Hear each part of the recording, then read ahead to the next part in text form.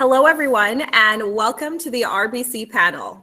Before getting started, I just wanted to take a minute to point out a few things. You might have seen a few familiar faces on the stage. That's Anna, Chet, and Ryan. They will be behind the scenes monitoring the chat and creating polls. So today, you will all have an opportunity to vote for the categories to ask the panelists a question. I just wanted to take a minute to if you look on the right side of the screen next to the live chat icon, you will find a section for the polls. Click on the category that you prefer and place your vote. Now, before we get started, I have the pleasure of introducing the innovation panelist. And to start, we have Dawn Bednarski. Can you wave to the audience, please? Awesome, thank you. After getting her HBBA at Laurier, Dawn began as an agency side marketer doing retail and promotional marketing for brands like Disney, Ubisoft, Coca-Cola, Minute Maid, and Unilever. Dawn moved client side when an opportunity came up with the Sun Life Financial clients. She helped lead national brand campaigns and then shifted over to digital as consumers and marketing all moved more and more to this space. Dawn most recently assumed her role as the head of marketing for RBC Ventures in 2020, leading a rock star team of over 50 growth and digital marketers who support 15 startups that aim to provide value to Canadians beyond their traditional banking needs. So that is Dawn. She sounds great. Next, we have Al McLeod. Can you say hello to the students? Thank you. Al spent over 35 years working in senior information technology roles across a wide variety of industries, including technology services, telecommunications, media, financial services, and insurance. During those years, his entrepreneurial spirit and growth mindset took him on several adventures while learning and growing into many roles. Al's final job before retirement was a major insurance company where he took on the position of VP for Innovation, where he developed and led their innovation function. Al retired in 2019 and is now a volunteer innovation enthusiast. He supports Canadian organizations such as Red River, several cool startups, various local corporations, and a nonprofit. He also enjoys collaborating with teams from various innovation ecosystems on interesting ventures such as products, tools, and training. In 2020, Al took on the title of Chair of the RRC Ace Space Entrepreneur in Residence Advisory Committee. Next, we have Leanne Jones. Can you say hi to everyone? Thank you. Leanne has built her career on continuously learning in action and exploring opportunities that push her to new heights. Who thought that starting her career as a certified financial planner would bridge her into a passion for bringing business and technology together? Her curiosity and love of learning is what has led to opportunities to twist and turn her work and put on many hats, from empowering leader, product manager, project manager, business analyst, all of which support her commitment she has to cultivating collisions with tech, business, digital, and end customers. Her latest twist for work has been extremely focused on becoming an expert in the innovation space through building corporate innovation and applying it collaboratively with leaders and teams to explore ideas, build new models for businesses, and prepare companies for the future. And last but not least, we have Adam Gerard. Adam, could you wave to the camera? Thank you. Adam Gerard is the Chief Information Officer at Red River. As part of the senior leadership team, he contributes to the strategic leadership of the college with a particular focus on digital technology and data. He has worked at the University of Manitoba as a director in information technology and was a regent and chair of the Governance and Community Relations Committee for the University of Winnipeg Board of Regents. He spent the first part of his career in private industry working as a manager, then vice president corporate services with Carica Health, and as an IT architect with IBM, consulting with organizations across Western Canada, primarily in the insurance and government services sectors, Adam holds a Bachelor of Computer Science and an MBA for the University of Manitoba and is an alumnus of the Governor General's Canadian Leadership Conference. Outside of work, Adam volunteers with Scouts Canada, coaches cross-country skiing and mountain biking. He serves as a chair of his church board and is an avid Lego enthusiast. So please give a virtual round of applause to our panelists. Mine's a real one.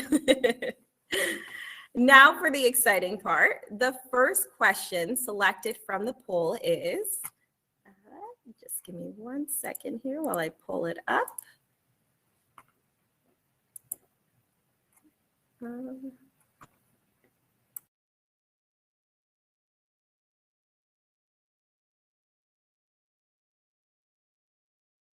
Sorry, it looks like there's a little bit of a delay.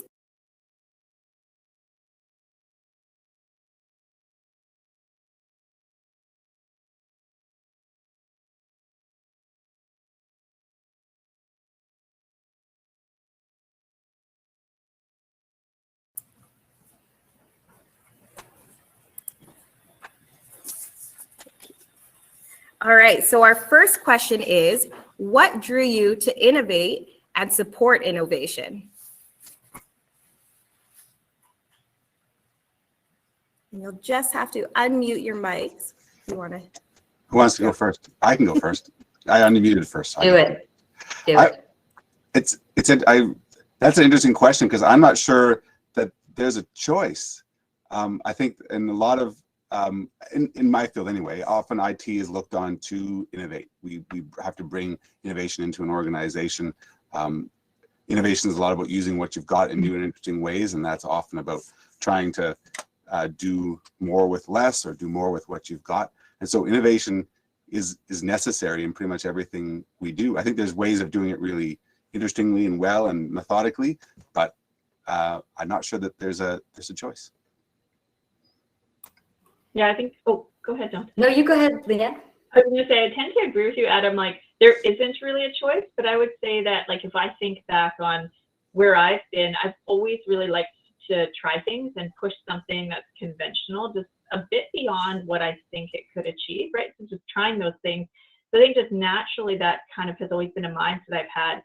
And then I think like more, I guess recently or in the realm of what people call innovation today, because it's always been around, right? But what we kind of put the balance of innovation around, I think for me, it's been really like courageous leaders with bold visions to disrupt and challenge the status quo, whether it's sort of in your community or in your work environment, in your corporation or what have you. So I think that's kind of what has drawn me to support innovation as well from a more formal standpoint, right? I think too, like when you think about innovation, I've learned over the last while, like it gives you the ability to really live in a world where people, ideas, and technology collide like on a daily basis. And I think that just supports a growth mindset and the ability to kind of just be in there and be innovating on a daily, like Adam's kind of talking about. It's just a way of life now. I think about the world of advertising where I've spent all of my career and now a little bit of advertising in the startup space. But when I first started, coupons were everything. And it was about getting people into the store with a coupon. And I find that so amusing because I talked to someone about a coupon yesterday and I thought, when's the last time you had one of those in your hands? And I just think that people's expectations are to want things faster, are to want access to information faster. And if you can help bring value to people in easier, faster ways, the other really interesting thing about marketing, I think it was always a one-way conversation forever. The Mad Men days that everyone watched, it was always a one-way conversation. Social media opened up that conversation to be two ways, and immediately brands got to grow with their consumer and the expectations started to elevate of consumers, of brands that they work with. And so I just think as consumers have more access to more information, then yeah, technology needs to change. We need to innovate how we do everything. And I think there's way faster and easier ways that we can bring value and demonstrate that. So for me, I'm attracted to the area of innovation because it's a way of how do we always figure out how to connect with people faster and better. And we have digital coupon codes now, right? So for me, I find the process of working with diverse teams to solve complex problems challenging and very motivating. And I've always been like that. In the early days, I just didn't have something to call it, but I love it. But I got to, I had the dubious pleasure of being part of the media industry in the early 2000s in Canada. And I got to watch, especially the newspaper businesses, struggle with the advancement of the internet and not really understand that it didn't matter what they wanted, it mattered what their customer wanted.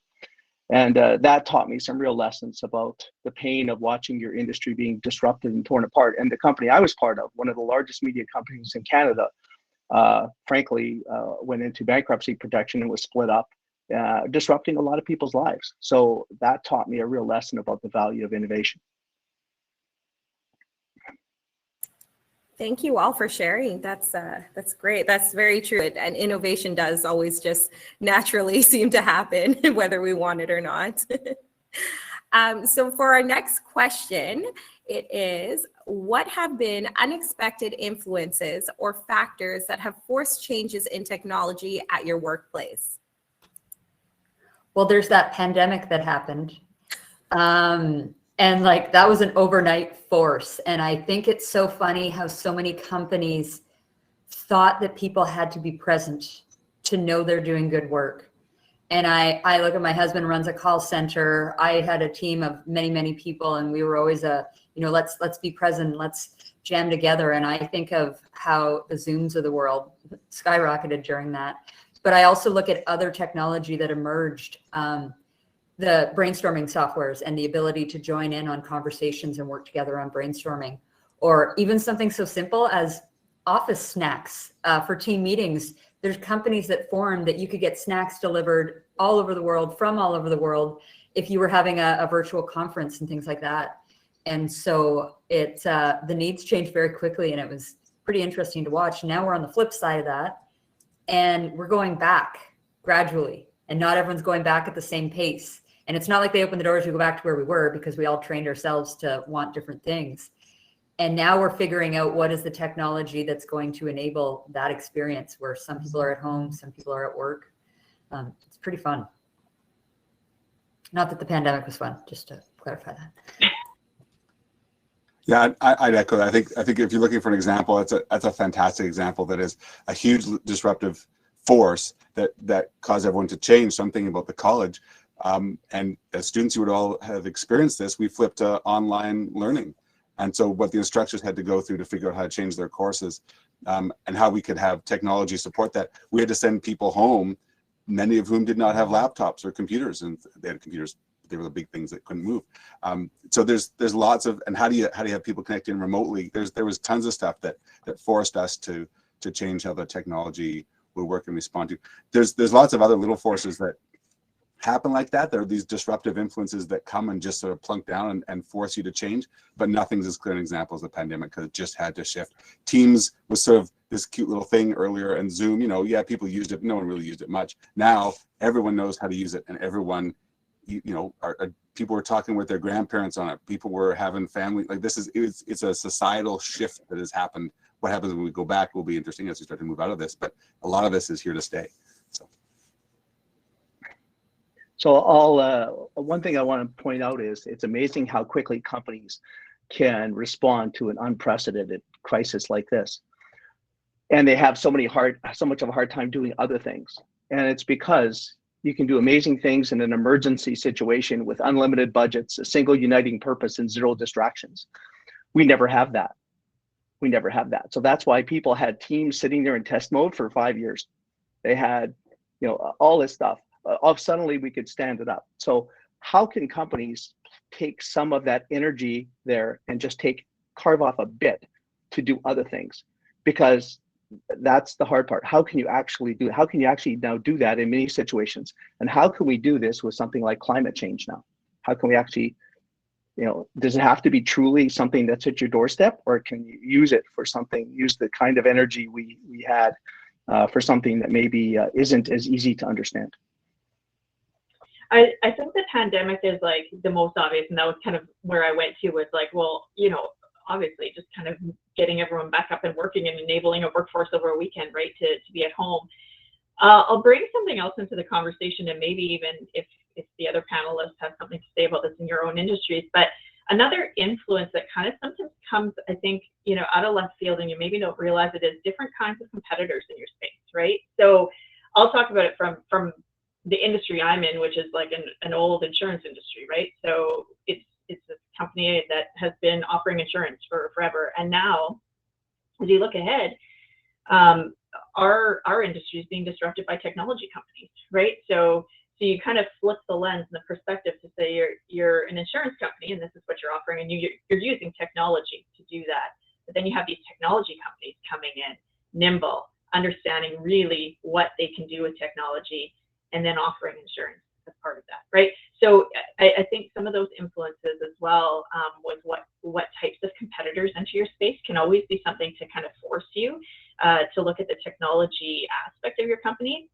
An example of this with that same sort of lens is, you know, if you're a large company using big systems to move your ship forward, right, and you have these little speedboats coming, able to kind of go all over the water, you can look at really kind of pushing the envelope as to like, how can you plug in some of these little technologies to your core systems, even if it's on a rental basis, to deliver faster, to be more cost effective with, you know, software as service models. So I think like that also is an influence that can really, you know, competitors can really impact sort of what you do with tech in your workplace too, and can switch the lens a little bit, I think. I think, Leanne, I love what you said there. I think the other point about, you know, there's lots of little factors. There isn't just COVID. I was sort of thinking of what else, and there's a couple things that I'd sort of highlight. There's been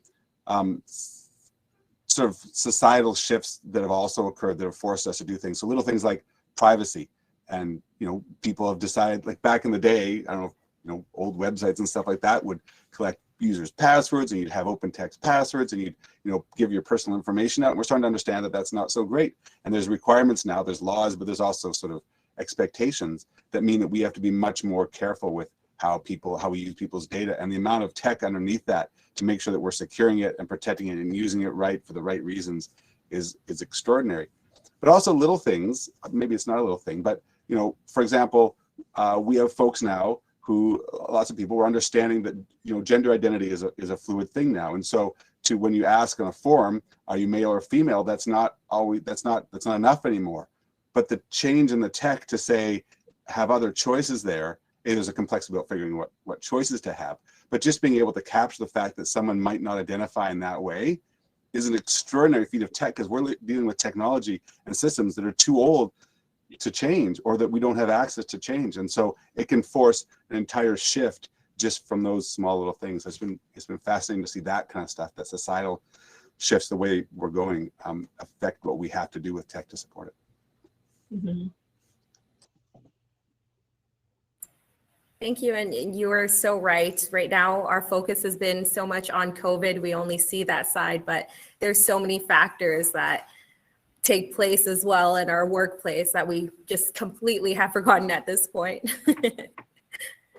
And so now for our next question, how can technology help the environment?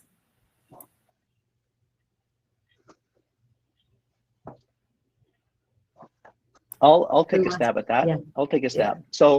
So I think I was doing some research in this area recently, and I think there's so many stories of technology helping the environment, but what I find is they don't get out there properly. Like, there's no collection area for telling good stories. They come out randomly. And I think it would be great if we actually started to tell good stories and encourage more work by technologists in working on the environment.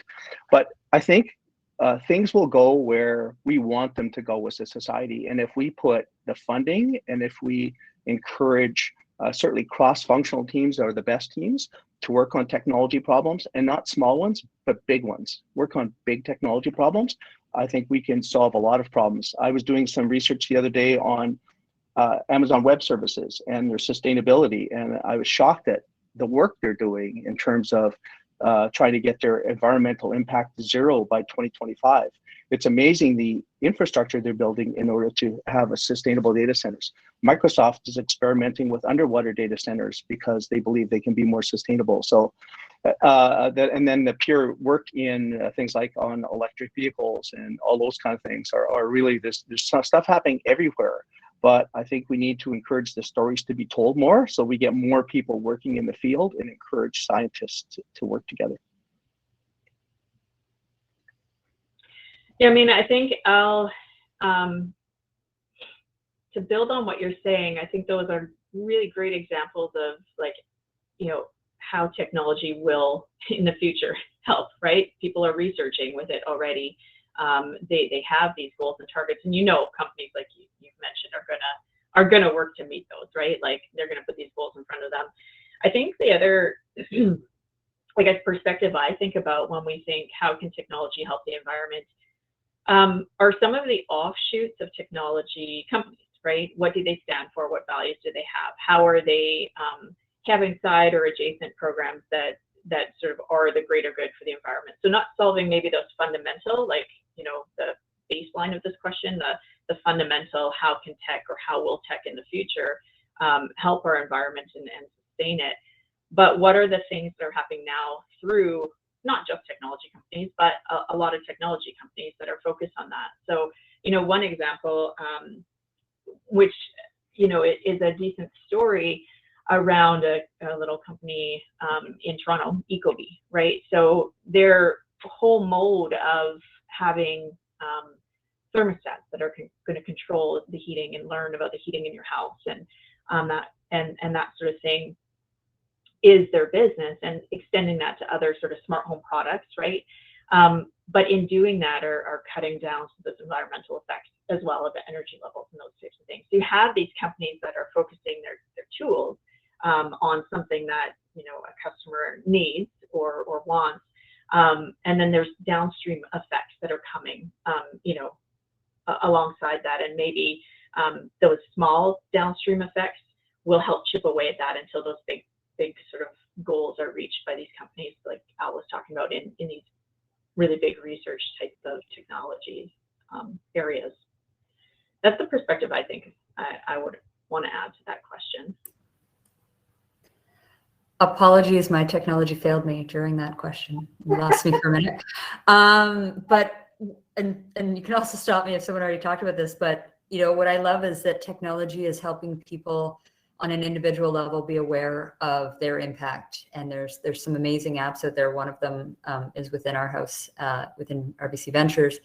You know, it's called Goodside, and we're launching pilots of it now, but people will be able to know how their purchases are impacting their carbon footprint. Mm-hmm. And I think with new options coming up like this at the same time as we're starting to see the effects of climate change, because when climate change feels far away, it's hard for people of influence to make changes. And when I say people of influence, I know we all have our own part in it, but we need governments to be paying attention. We need, you know, big companies to be paying attention, and you can't deny the floods, the fires, the everything that's been going on over the past few years. It's just getting worse. And so with that happening at the same time as all these means to educate people and to give people better options, a lot of that's being fueled through technology, which is impressive. I really like what you said, Don, about the closeness, because I think that's, as much as social media is not always a force for good in society, there are some ways where it can bring us closer to what's happening.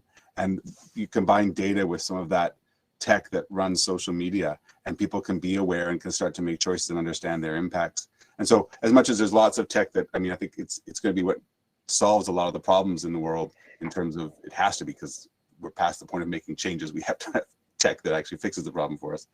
Some of the environmental stuff, the awareness and that'll force those in power to make some changes and to drive that is what some of that could do, the data and the social media. That'll be interesting to watch.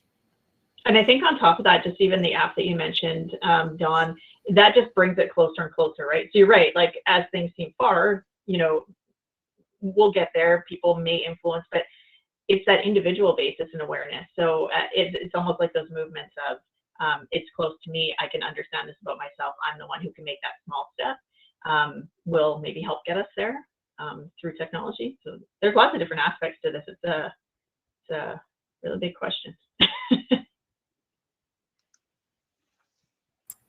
Awesome. Thank you for answering all of that. So a little bit of a lighter question is, do you miss any technology or devices from the past, and what are they? My flip phone. It was my first, so I had one of the big fat Motorola's that came out. It looked like a Star Trek thing. It was when I first started at IBM. I was on second level support. I moved off the help desk. I got to go into the organizations, and I had a pager and a flip phone, and I was all that. And I could pick it up and answer it with one hand, flick. I was so cool because no one had cell phones. So I miss being that cool is what I really miss. That's amazing. There was something novel, and I don't know if I missed them for their functionality, but missed them for their nostalgia, and it's the telephone.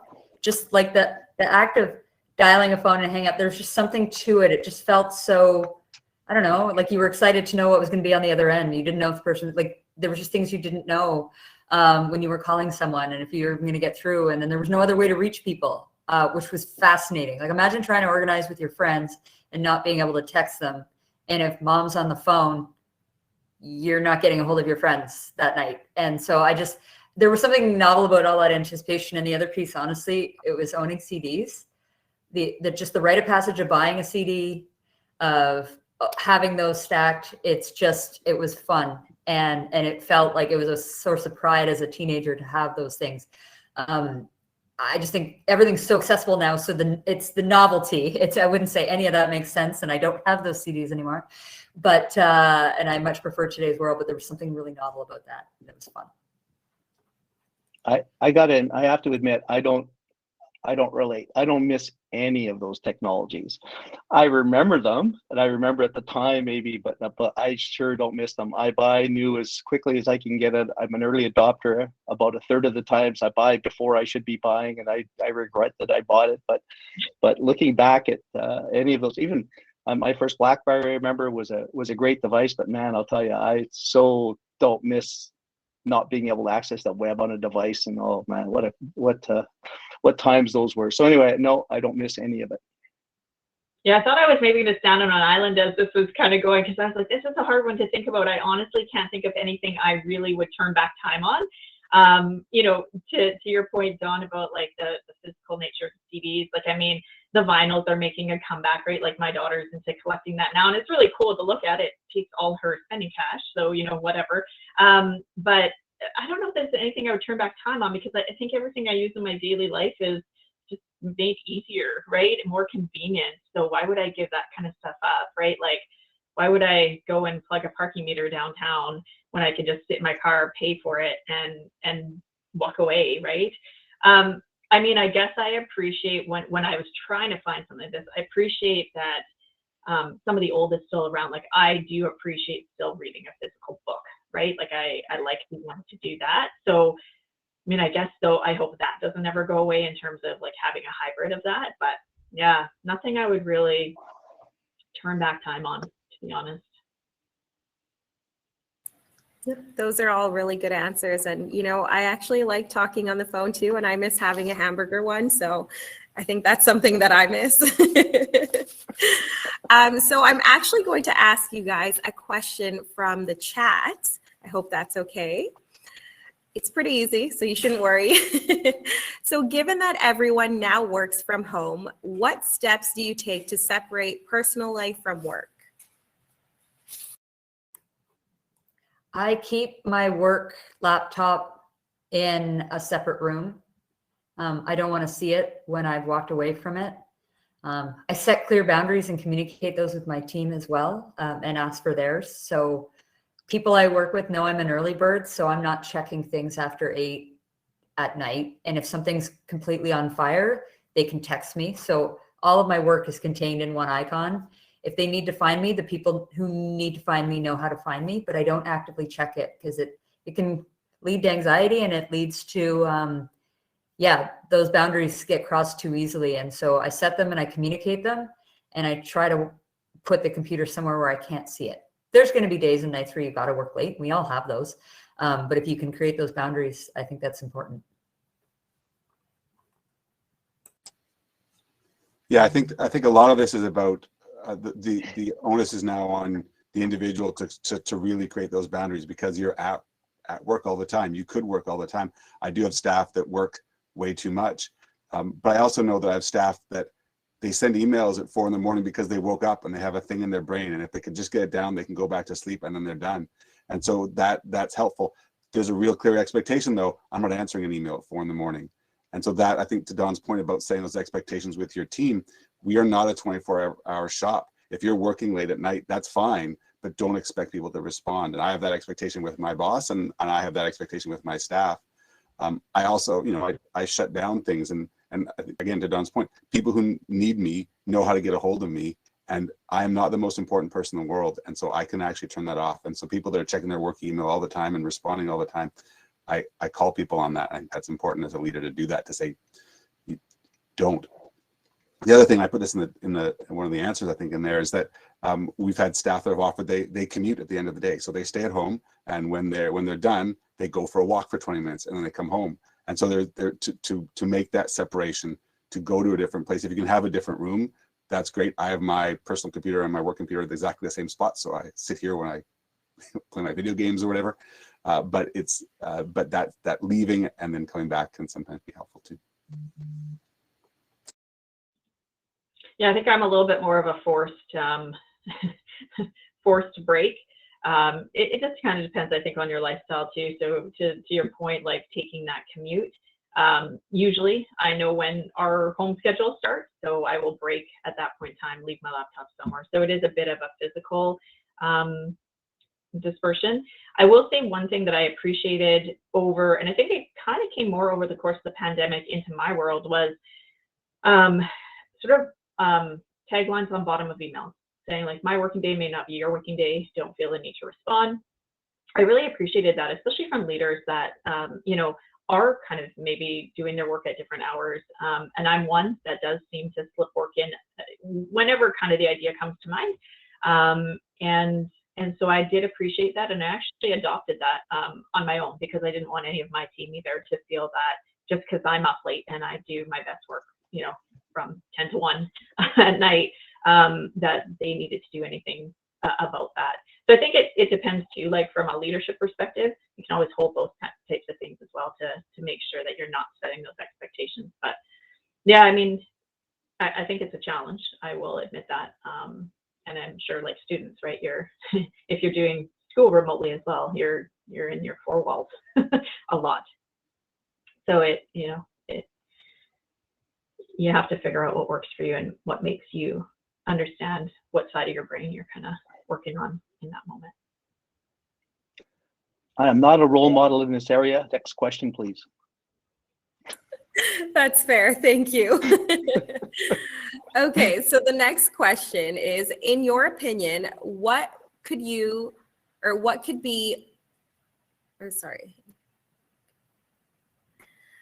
So in your opinion, what are some obstacles that innovation may have in the future?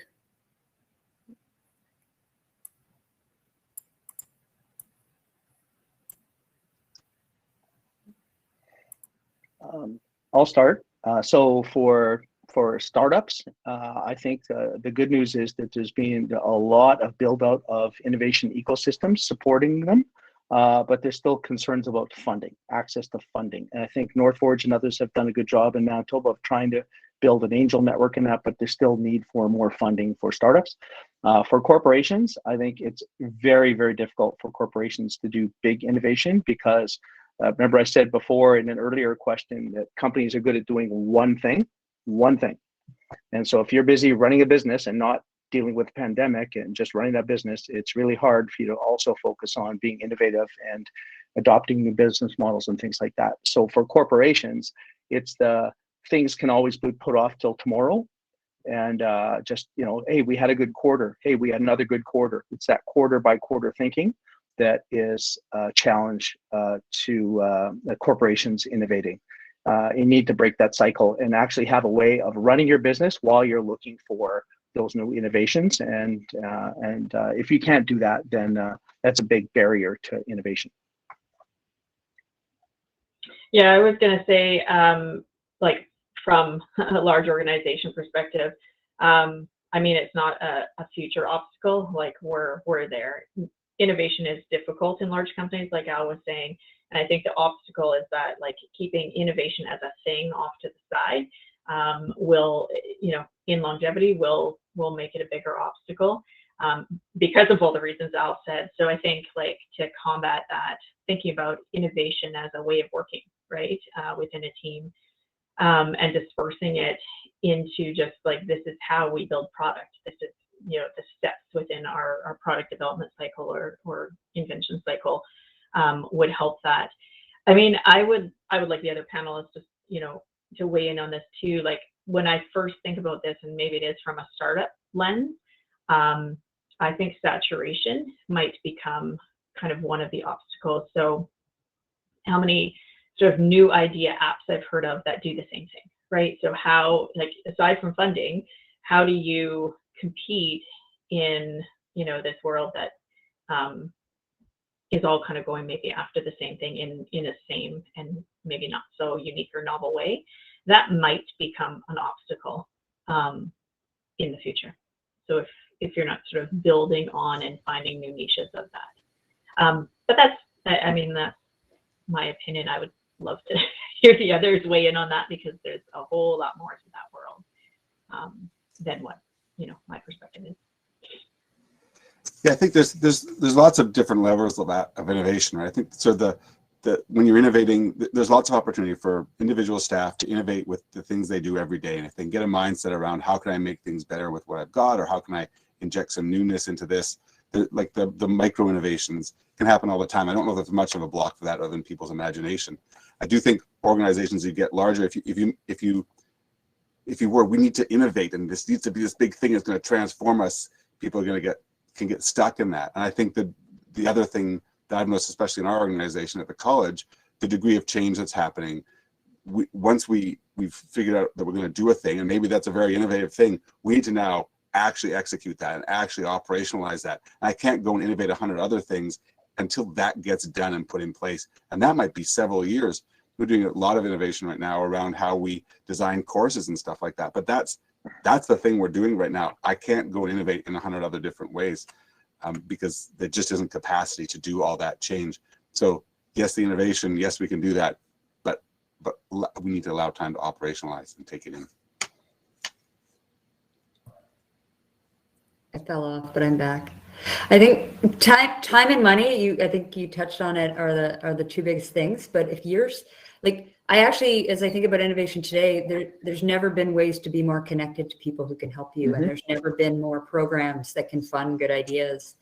And just here in Canada, there's so many incredible ones.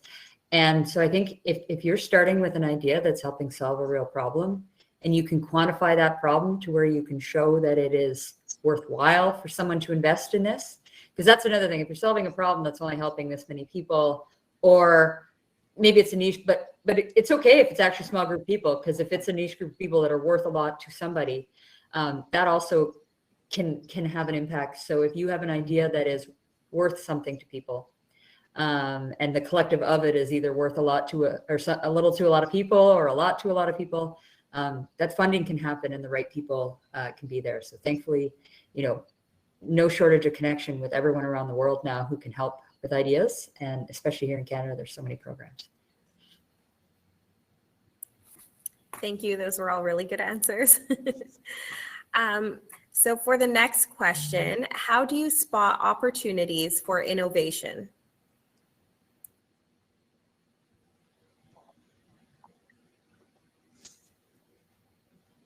Isn't the right answer everything's an opportunity for innovation? I don't know. So maybe not. I was not so sure. I'll give you the right answer to that. But I think there's so when I look at it, I mean, I think there's some big picture innovations, but when I look at it, especially in an existing organization, it's using things you've got in new and interesting ways is a lot of what innovation is, because how you've got an infrastructure, you've got a base of stuff. You can't just swap out and put in new to innovate. You can't just change course wholesale. Well, you can, but in a lot of it, the ongoing, maybe these micro innovations are about how do I do something new and exciting with what I've got, and we're being asked to do more. How does what I have help me do that more? And so if you can put those things together, often when people come and say, hey, I've got a new idea, or we need to be able to do this, the first thing is how do I help with what we've got? And that, I think there's a lot of real interesting ways where innovation can happen there. Yeah, no, I didn't mean to, when I made a face, it just, there are lots and lots of opportunities. You're right, Adam. But so I always came up with lots of ideas. Lots of them were really bad, but I always came with lots of ideas. But I read a book called The Innovator's DNA. It's called The Innovator's DNA. And what happened was the authors looked at some Silicon Valley folks who had been very successful. And they looked at them and they said, how did you come up with your ideas? And they did a bunch of analysis of all these entrepreneurs, and they wrote this book. And when I read the book, I went, damn, that is exactly what I do. And then I thought, I guess that's not special. I guess that is something that is done. So it's about observing, like watching things, watching people, watching things, looking for dumb things, looking for workarounds, watching just, when COVID first happened, you could go to any store, and I did this, and just observe what practice they put in place. And you could see ones that were actually going to survive and thrive, and you could see ones that were probably not. And you could just see innovation happening. The another one is networking, building a network of people that you work with who are innovative, not just your regular network, but a network of innovators. Testing and experimenting. If you come up with an idea, testing quickly. And questioning. When you're observing, asking questions, those are things for me that help you uncover problems. And problems are what leads to some of the best innovations. I echo Al there. It's find unmet needs and find ways to solve them. Some of the most incredible things, and even I'll look back to the last 2 years, just the amount of companies and services that popped up as a result of people deciding that there was a challenge they wanted to solve, and helping people. That's it.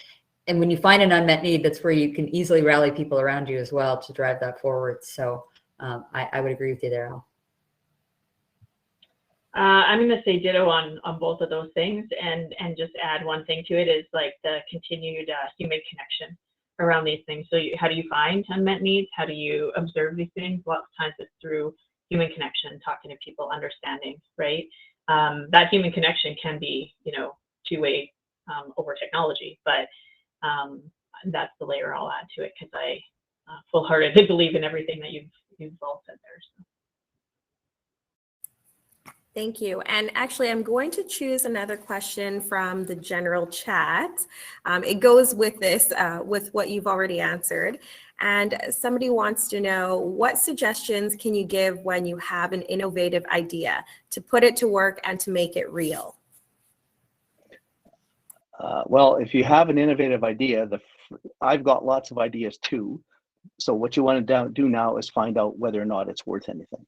So one way you can do it is you can look at something like the North Forge Founders Program. It's a free program. You can go into it, and you can actually go in there and work with people who will look at your idea and help you figure out whether or not anybody else cares about it as well. So an idea that doesn't solve a problem is really a challenge. Now, there are some ideas. If you look at something like Netflix or the original automobile, those were ideas that actually created need. They solved the problem that people didn't even know existed. But to do that, you have to have, I don't know, a few hundreds of millions of dollars in your pockets to invest. So if your idea is good, then I would say talk to people about it. Consider something like a North Forge program, where you can actually have people help you figure out the way to determine whether or not you have an idea that could be successful. Yeah, I think, oh, sorry, go ahead, Adam. I was just going to say, I was just going to echo some of what Al said, that there's an interesting, I think Steve Jobs talks about that when he's, are you the innovation that's in front of what people know, and are you going to drive and create need? People don't even know they need this product yet, and they're going to build it. But you need to have stuff behind you, because you have to be really confident, because you're doing stuff that no one else. Everyone looks at you and says that's crazy talk. You need to have the capability to do that. But the other, like, innovation with ideas that meet needs are there's lots of people that can help and build that. But you have to test it, absolutely. Yeah, I was just gonna in between what you guys are saying here, depending how far along your idea is, right, reaching out to these organizations that can help you. There's even simpler steps to start with. You can figure out who you think your customer is and go talk to some of those people. Shop it out there, just, you know, real casually, and see what they have. I have a colleague who, you know, is actually down this path, and he's been, you know, trying to figure out his idea for, I don't know, 4 or 5 years. Like, he's very invested in it. He's now being very successful in taking this idea and commercializing it even further. But, you know, one of the things that he shares is, like, every time he went up for VC funding, right, so he thought he had his idea, and he went a dozen times for VC funding. He took what they were telling him, and he, like, internalized that. And he said, what can I do to my idea to understand what they're saying, take the pieces that make me shift my idea to something that people now want, right? And now he's off kind of, you know, forging this path of his own startup. And I just think there's super light ways to do that, and then there's, like, more formalized ways to do that. But we all have ideas, and we all have people to talk to. If you can target who you think your idea meets a need for, go talk to a few people. And I bet you after those few conversations, your idea might just shift a little bit and become that much better, or you know, pivot. I think that's the piece that I would share. It's noise. It can start light. And once you've done all of that, the way we test out our ideas with the startups that are within ventures is you put them out there and you see how you can advertise people and if they'll join on. So very, very simply, there's channels that, depending on what your idea is, Google may not work for you if no one's searching for it. But, you know, Facebook, Instagram ads, simple landing page, seeing if you can just get people in on a wait list for your idea and set it up and explain what's coming. And that, when you start to understand how much it would cost you to get people in, it helps you start build a story for investors, and to say, look, I've already got this many people at this cost. You know, if we actually blow this out and do this thing, I believe I can do this. And you start bringing in some data to help prove your story a little bit more there as well. Awesome, thank you. And our next question is, how do you deal with technological changes at your workplace?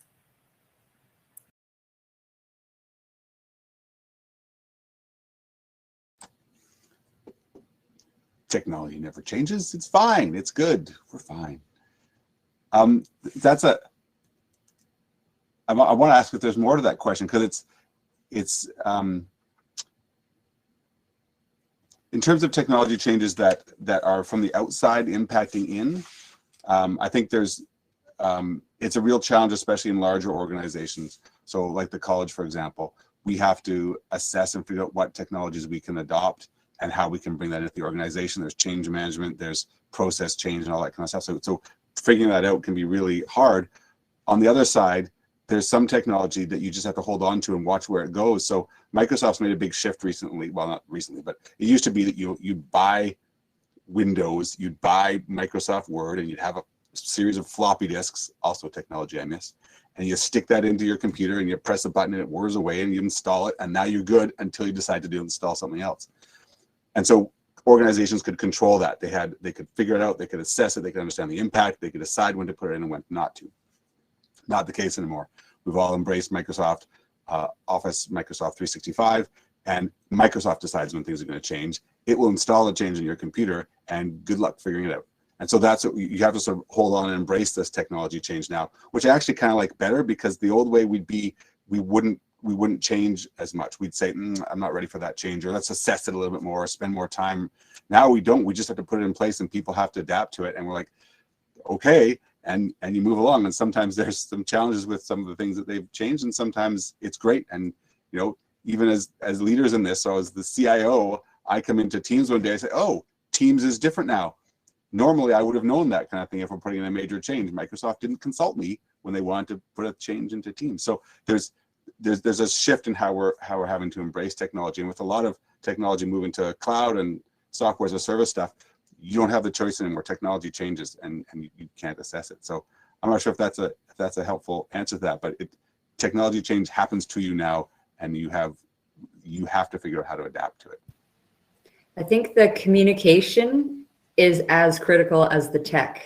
And so if you're making changes and you're not communicating with all the parties and thinking through all the parties that could be impacted by those changes, if you're not communicating with people to understand where those impacts could be, you're going to be in for a world of pain. And to just give you an example, we have, again, supporting 15 different brands. We have email marketing that we do, and believe it or not, email marketing and the whole marketing automation space still works very hard.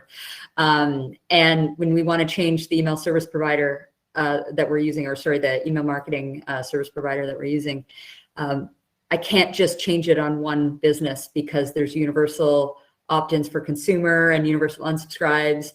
And so all 15 companies need to talk to each other, plus the tech folks who host all the preference centers have to talk to each other, plus this, plus that, plus that. We tie into what the bank's doing as well. And it's not that simple to make a change without making sure everyone's talking to each other and all those pieces collide together properly. And so I think the conversations have to be had with all the right people at the right times. I think it's just as important to consider employee experience as when you're doing something for customers. I've seen lots of internal systems put in that are awful and make internal employees unhappy, and then people are surprised when they have bad customer satisfaction.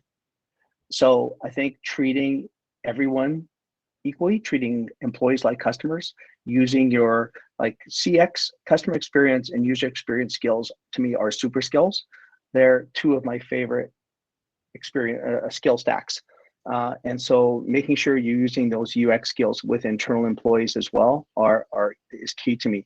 One of my favorite stories is if you go and try and buy a cell phone and then watch what the employees have to do to change your cell phone over from something, it's the worst user experience you can imagine, which then leads to the worst customer experience. And that's been going on for years and years and years and years. So when you're making technological changes, treat your internal people like they were like customers. I hate phone changeover days, Al. I hate walking into the store going, I know I need to upgrade. I'm going to be sitting here for a long time.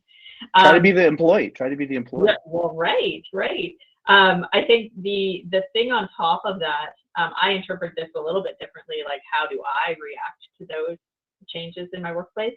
But I'll build on what Al was saying. Like, if you're an employee in a workplace, if you have considered your employees in that experience, you will build change champions. You will build your view of who in the company is the early adopter of things. You will figure out who your proxy people can be that you can go and talk to about these changes as you're building them and as you're developing, product or whatever it might be. So I think, being a change champion, especially if, I guess, like I shared, I don't miss anything from the past, I guess. So looking forward, being that change champion, understanding how I can use the technology to better sort of deliver what I'm doing in my organization.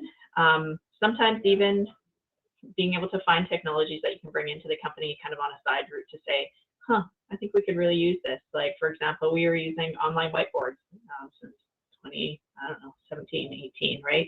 And now, through the pandemic, it's an enterprise solution, right? But we kind of just went off to the side and did what we need to do for technology. So bringing technology in can sometimes be slow in getting people to really understand what benefit it can have, but being a champion for that can also be helpful.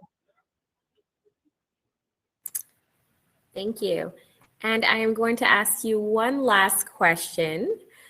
Can having a mentor help with learning how to innovate?